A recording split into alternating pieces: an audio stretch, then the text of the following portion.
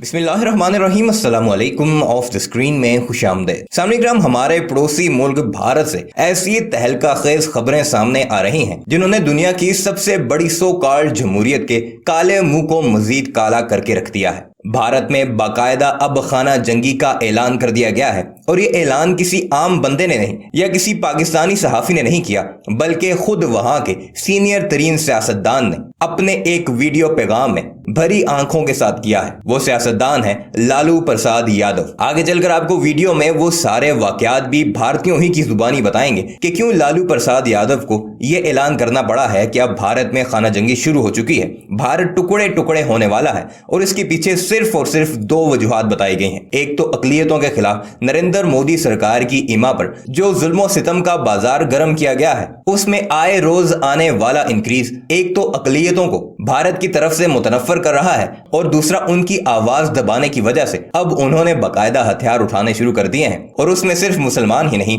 सिख और दूसरी अकलियतें भी शामिल हैं। दूसरी अहम वजह मुसलमानों के मजहबी जज्बात को मजरूह करने के लिए बाकायदा सरकारी तौर पर जो मुहिम चलाई जाती है, नरेंद्र मोदी के तर्जुमानों को इसके लिए इस्तेमाल किया जाता है। और फिर जब मुसलमान एहतजाज करते हैं तो फिर उनके ऊपर तरह तरह की पाबंदियां लगाई जाती हैं। इन्होंने मुसलमानों को अंदर से इतना तोड़ डाला है कि वो मुसलमान जो वंदे मातरम का नारा भी लगा लिया करते थे, अब भारत देश को ही अपना सबसे बड़ा दुश्मन करार दे रहे हैं। आगे चलकर आपको भारतीय मुसलमान सहाफी ही की जुबानी वो सारी रुदात सुनाएंगे कि किस तरह मुसलमानों के साथ मुजालिम अरबों का खुलकर मुसलमानों के साथ खड़ा होना, ओआईसी जैसी बड़ी तंजीम का नरेंद्र मोदी को उसकी औकात दिखाना और भारतीय जनता पार्टी के रहनुमाओं को आलमी अदालत में घसीटने के ऐलान के बाद मुसलमानों को एक हौसला मिला है और उन्होंने अपनी जदोजहद तेज से तेज कर डाली है। और गुज़श्ता दिनों जो भारत के मुख्तलिफ शहरों में हुआ है, पुरअमन एहतजाज करने वाले मुसलमानों को दहशतगर्द करार देकर पुलिस के जरिए उन पर तशद्दुद किया गया है, उसने तो मुसलमानों की रही सही हिब्बुल वतनी को भी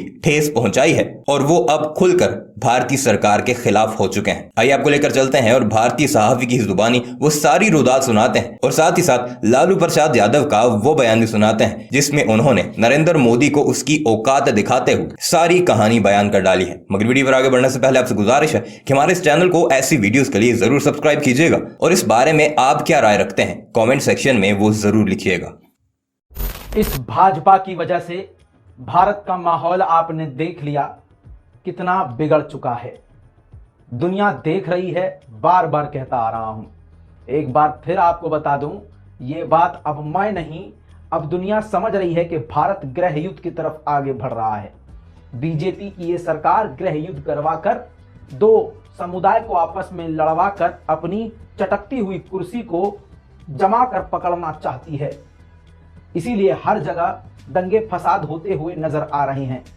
अब ये बात जो थंबनेल पर आपने पढ़ी और जो बात मैंने बोली कि पूरे देश में गृह युद्ध जैसी स्थिति हो रही है, ये मैं नहीं बोल रहा हूं, भारत के हमारे इसी देश के सीनियर नेता लालू प्रसाद यादव ने बयान जारी करके बहुत सारी बातें कही हैं। और आपको ये समझना होगा कि लालू प्रसाद यादव बिल्कुल सही बात कह रहे हैं। उनका कहना यह है, मेन मुद्दों को भटकाकर जहां रोजगार, भ्रष्टाचार, नौकरी, शिक्षा की बात करनी चाहिए, भाजपा ऐसे में गृह युद्ध की तरफ इस देश को लेके जा रही है। अब आपको मैं दिखाता हूं लालू प्रसाद यादव का वो बयान, सुनिए और समझिए और शेयर जरूर कीजिए। संपूर्ण क्रांति जयप्रकाश बाबू जो टोटल रिवोल्यूशन जिसको कहते हैं, उन्होंने कहा था कि ये लड़ाई लंबी होगी और टोटल रिवोल्यूशन, और उसका माने भी बताया जयप्रकाश जी कि अंतिम पावदान पर जो इंसान खड़ा है उसको मेन धारा में लाना है। उन्होंने खुद डिफाइन किया, उन्होंने खुद बताया जयप्रकाश जी लोग। आप देश में उन्होंने तानाशाही के खिलाफ लड़ाई लड़ी, नौजवानों ने, विद्यार्थियों ने, सभी लोगों ने मिल करके, और देश भर के जो डेमोक्रेटिक पार्टियां हैं सभी नेता मिल करके तानाशाही के खिलाफ भूल बिगुल बजा सभी लोग जेलों के अंदर बंद थे। आज स्थिति देश में वही हो रही है, तानाशाही के खिलाफ। और ये जो फिर प्रस्तावते हैं जो देश की हमारी भाईचारे को, एकता को मिटाना चाहती है। मैंने कई अवसर पर कहा है कि सिविल वार की स्थिति हो रही है इस देश में, जिस तरह का भारतीय जनता पार्टी का कार्य हो रहा है। हमें देश के अंदर महंगाई के खिलाफ, बेरोजगारी के खिलाफ और भ्रष्टाचार के खिलाफ काफ़ी लड़ने के लिए आप लोगों को तैयार करने का मैं आह्वान करता हूँ। सभागार में उपस्थित सभी वामपंथी दल के नेतागण, उनके कैडर, उनके पार्टी के सभी सदस्यगण और जो सेकुलर ताकतें हैं जयप्रकाश जी के अनुयायियों से मेरा अपील है कि आज एकजुट होकर के हम सबको लड़ना है, पीछे नहीं हटना है और हम जीतेंगे। जयप्रकाश जी से लोगों ने, लाखों लोगों को जयप्रकाश जी ने तैयार किया था संपूर्ण क्रांति के अवसर पर। मैं आपसे अपील करता हूँ कि आप लोग पूरे मजबूती के साथ रहें, हम लोग एकजुट हैं और इस लड़ाई को लड़ेंगे। मैं अस्वस्थ हूँ, इसलिए मैं नहीं आ सका, माफ़ करना। हम सभी लोगों को प्रणाम करते हैं और जयप्रकाश जी के चरणों में फूल चढ़ाते हैं संपूर्ण क्रांति दिवस के अवसर पर। धन्यवाद। बात बिल्कुल लालू प्रसाद यादव ने सही कही है।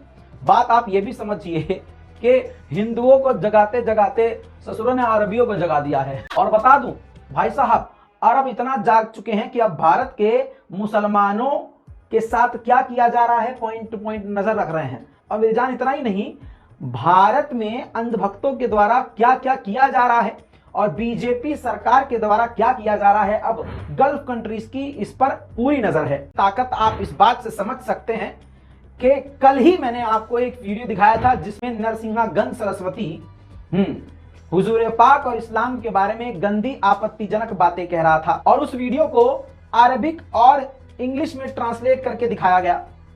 अब वो जो हमने आवाज उठाई थी, वो वीडियो दिखाया था, उसका फायदा हुआ है। कतर के पत्रकार तक अब उस वीडियो को पहुंच मिली है और उन्होंने, आप स्क्रीन पर देखिए, अब उन्होंने उस पूरे वीडियो को देखने के बाद अरब मीडिया में शेयर किया है।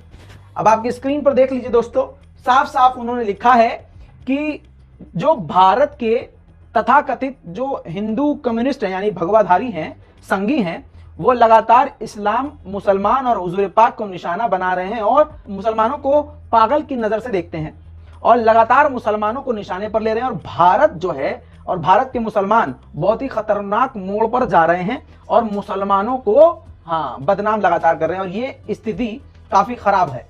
ये इन्होंने बहुत सारी बातें लिखी और काफी कुछ ये लगातार लिख भी रहे हैं। दोस्तों अब आप समझ लीजिए कि मोदी सरकार और इस बीजेपी ने और इनके राष्ट्रीय प्रवक्ताओं ने भारत का सर कितना नीचे झुका दिया है। दोस्तों 2 साल से मैं कहता आ रहा हूं कि इनकी वजह से हमारे मुल्क पर आंच आएगी, हमारा मुल्क बदनाम होगा। गलती ये कर रहे हैं, भुगत हम रहे हैं, हमारा देश भुगत रहा है।